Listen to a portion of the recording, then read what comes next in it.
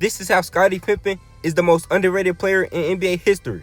Gary Payton said Scottie Pippen was one of the best all-around players of the 1990s, and I agree with this. In fact, I actually think Scottie Pippen is one of the most underrated players in NBA history. He won with and without Michael Jordan. When Michael Jordan retired in 1994, he still was winning. The Bulls were still winning. He was still putting up good numbers. His stats even went up. Now, not to no 30 points or nothing like that, or even 25 points. But because that's really not Scottie Pippen's game.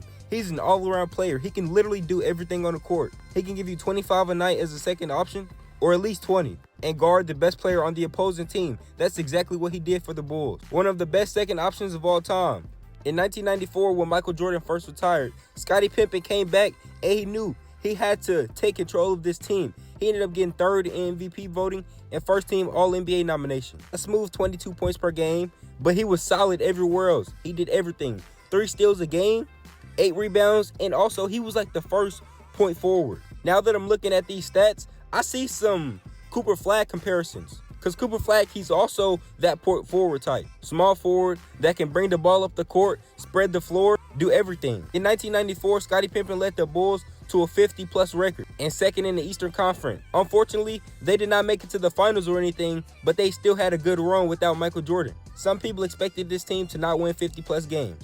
I honestly wouldn't have. And then in 1995, Scottie Pippen had another good season. Similar numbers, they didn't make it to the finals though. In 1996, Michael Jordan returned, and Scottie Pippen, he was already on and popping. By this point, everybody already knew who Scottie was, and he was doing it daily, consistently, and you couldn't stop it. And when they got Dennis Rodman, everything just clicked. They won 72 games, and Scottie Pippen, he got his 4th ring.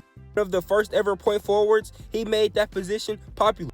Not really popular, but he made coaches want to give the ball to the small forward and bring the ball up the court. When the small forward is bringing the ball up the court, you got 2 guards on the wings who can catch the ball and shoot, and then you got possibly 2 other people that can shoot the ball also. And then sometimes if the small forward is as good as Scottie Pippen or LeBron James, he can do him also.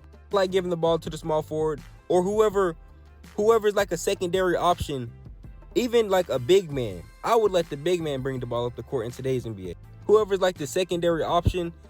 Yeah, though, Scottie Pippen, he played that role perfectly. Scottie Pippen is a 6-time NBA champion, and he's also a 10-time all-defensive player. I didn't even speak about his defense for real. He was probably the most versatile defender in the 1990s. He could literally guard anybody 1 through 5. And then the Bulls also had Dennis Rodman and Michael Jordan.